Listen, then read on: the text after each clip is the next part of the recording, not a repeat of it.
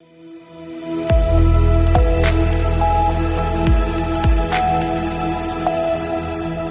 के बाद फिर एक बार स्वागत है आपका सी न्यूज भारत पर। आपके साथ मैं हूं इशिता तिवारी। रुक करते खबरों की तरफ।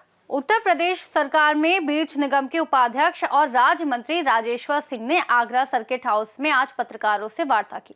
मंत्री जी का पूरे प्रदेश में चल रहे दौरे किसानों को और निगम सुधारों पर केंद्रित है।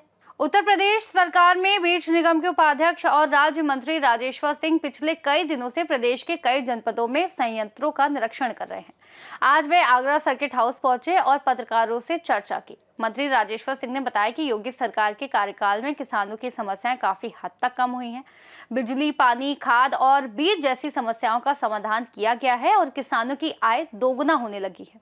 उनका लक्ष्य प्रदेश के अन्नदाताओं की समस्याओं का निस्तारण और जनता की खुशहाली है।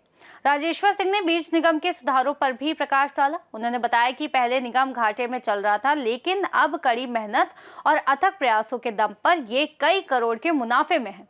आगरा संयंत्र का निरीक्षण करते हुए उन्होंने इंजीनियरों को फटकार लगाई। मंत्री ने कहा कि वेयर हाउस की दीवारें और छत खस्ता हाल स्थिति में हैं, जिन्हें तुरंत मरम्मत कराना जरूरी है। निरीक्षण के दौरान साथ में शुभम सिंह, के अग्रवाल, परियोजना अधिकारी महेंद्र सिंह, शैलेंद्र जुरेल, वेद प्रकाश, संतोष सिंह, मनोज जयवीर सिंह, योगेश यादव और अंकित चौधरी मौजूद रहे। आज हमारे साथ बात करने के लिए मेरे साथ मौजूद हैं उत्तर प्रदेश सरकार में दर्जा प्राप्त राज्य मंत्री बीज विकास निगम उपाध्यक्ष श्री राजेश्वर सिंह जी। और ये अभी 4 दिन के तूफानी दौरे पर निकले हैं। कल कानपुर और आज आगरा सहित तमाम जिलों के दौरे करेंगे। तो आइए जानते हैं कि क्या कमियां रहीं, क्या दिशा निर्देश अधिकारियों के दिए। एक बार बात करते हैं। क्या दिशा निर्देश आपने अधिकारियों को दिए, क्या कमियां रहीं? देखिए, लगातार मेरा दौरा पूरे उत्तर प्रदेश में लगातार चल रहा है। पूज्य परम पूजनीय योगी आदित्यनाथ महाराज लोकप्रिय मुख्यमंत्री हमारे प्रदेश के हैं और पूज्य महाराज जी के तत्वावधान में आज किसानों की आय दोगुनी की बात हो रही थी, अब तिगुनी होने जा रही है। पूज्य महाराज जी का एक सपना था, मुख्यमंत्री होते ही उन्होंने किसानों की दशा और दिशा तय करने का प्रयास किया और वो आज सफलतम प्रयास आज देखने को मिल रहा है। पूज्य महाराज जी के आशीर्वाद से हम लोग हैं और लगातार पूरे उत्तर प्रदेश में दौड़ा और देख रेख का मतलब यही है कि अच्छा से अच्छा बीज हम किसानों को उपलब्ध करा सकें। कहीं किसी भी रूप में बीज संबंधी कोई दिक्कत नहीं आने दी जाएगी। पूरे उत्तर प्रदेश के किसानों को जितना लाभान्वित हम करा सकें, कराने का एक सफलतम प्रयास हमारा जारी है। पूज्य महाराज जी का आशीर्वाद हम लोगों के साथ है, इसलिए कि परम पूजनीय योगी आदित्यनाथ महाराज किसान भी हैं, मुख्यमंत्री भी हैं और गुरु गोरक्षनाथ पीठ के पीठाधीश्वर भी हैं। किसान चूँकि समाज का रीढ़ है और किसान का पैदा किया हुआ अनाज प्रदेश ही नहीं, देश ही नहीं, विदेश के लोग भी खाते हैं। इसलिए उनको मजबूती लाना, उनको मजबूती रखना, उनको मजबूत करना हम सभी का दायित्व है और उस दायित्व का निर्वहन एक सफलतम प्रयास के रूप में पूज्य महाराज जी के आशीर्वाद से मैं कर रहा हूँ और अनवरत जब तक हूँ मैं करता रहूँगा।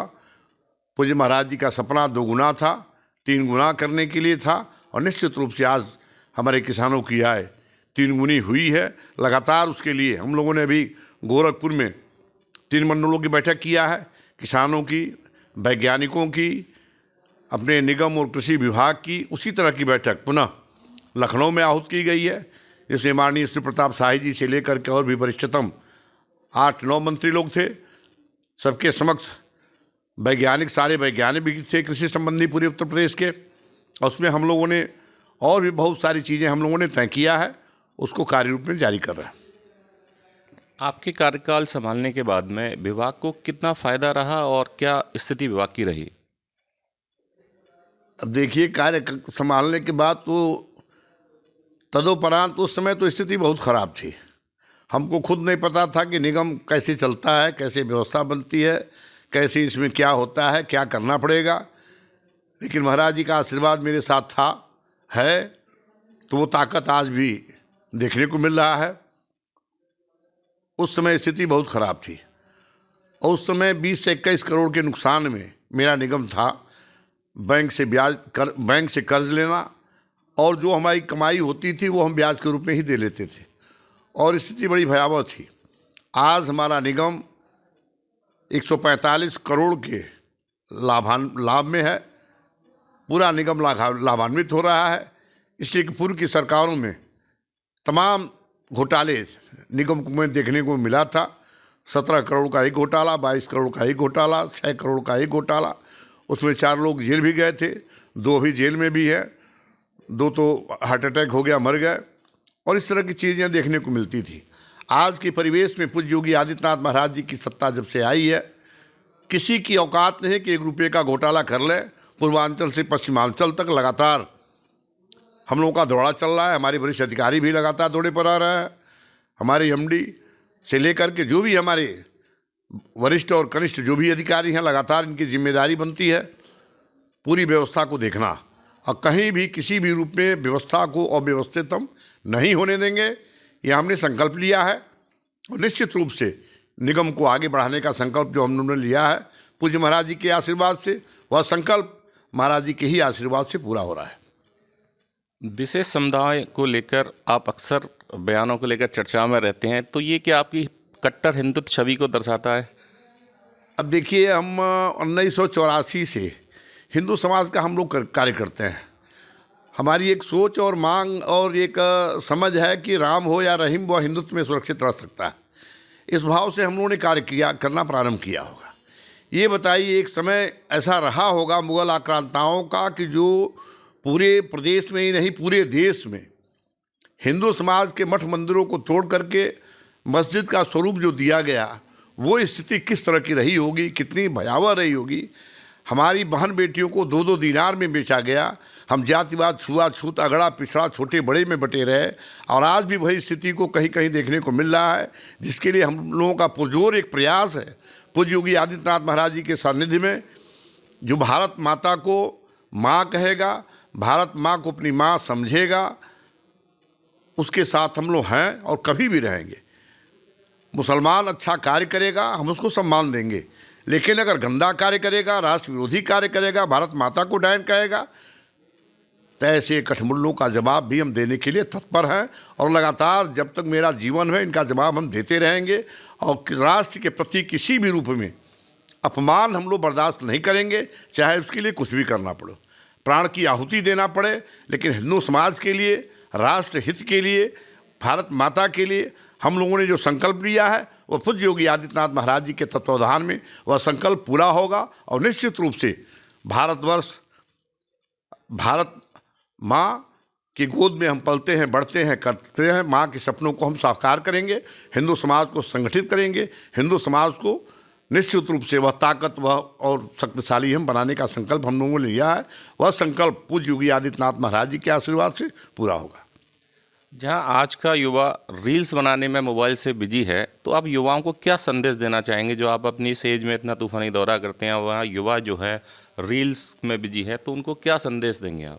देखिए, युवाओं को सदैव हम लोगों ने प्रेरणा दिया है कि युवाओं को सदैव राष्ट्रहित में सोच होनी चाहिए। नौजवान ही देश की कड़ी होता है, देश को बढ़ाने के लिए, देश को बर्बाद करने के लिए।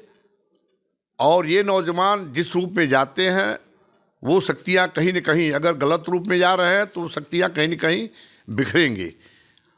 हम लोग सदैव यही प्रेरणा देते हैं, चाहे गांव में, न्याय पंचायतों में, वार्डों में, ब्लॉकों में, जिले की इकाइयों में, अपने मठ मंदिर में, जो भी जहां भी हम लोग रहते हैं, जो भी कार्य करते हैं, किसी भी क्षेत्र में नौजवानों को यही प्रेरणा देते हैं, राष्ट्र हित में अपनी सोच रखो, राष्ट्र हित के लिए कार्य करो, हर परिवार आगे बढ़े, विकास करे। जो योजना रचना पूज्य योगी आदित्यनाथ महाराज जी द्वारा बनाई जा रही है सदैव राष्ट्र हित में है, सदैव प्रदेश हित में है। उत्तर प्रदेश को उत्तम प्रदेश बनाने का संकल्प उन्होंने लिया है, वह संकल्प पूरा हो रहा है। हमारे मोदी जी का सपना है सबका साथ सबका विकास, और इस भाव से लगातार हमारे माननीय प्रधानमंत्री जी, माननीय मुख्यमंत्री जी लगातार कार्य कर रहे हैं। राष्ट्र हित में कार्य हो रहा है, वह नकल हमारे नौजवानों को करना चाहिए, तभी राष्ट्र और गर्वित होगा, आगे बढ़ेगा। सी न्यूज़ भारत से स्पेशल बातचीत करने के लिए आपका बहुत बहुत आभार, बहुत बहुत धन्यवाद। आगरा से सी न्यूज़ संवाददाता कृष्णकांत अग्रवाल की रिपोर्ट। राजेश्वर सिंह का ये दौरा किसानों और बीज निगम सुधारों के प्रति सरकार की प्रतिबद्धता को दर्शाता है। निरीक्षण के दौरान फटकार और सुधारात्मक निर्देश यह संकेत देते हैं कि सरकारी विभागों में जवाबदेही और कार्यकुशलता बढ़ाने पर जोर दिया जा रहा है। इस खास रिपोर्ट में फिलहाल इतना ही। देश और दुनिया की तमाम बड़ी जानकारियों के लिए आप देखते रहिए सी न्यूज़ भारत।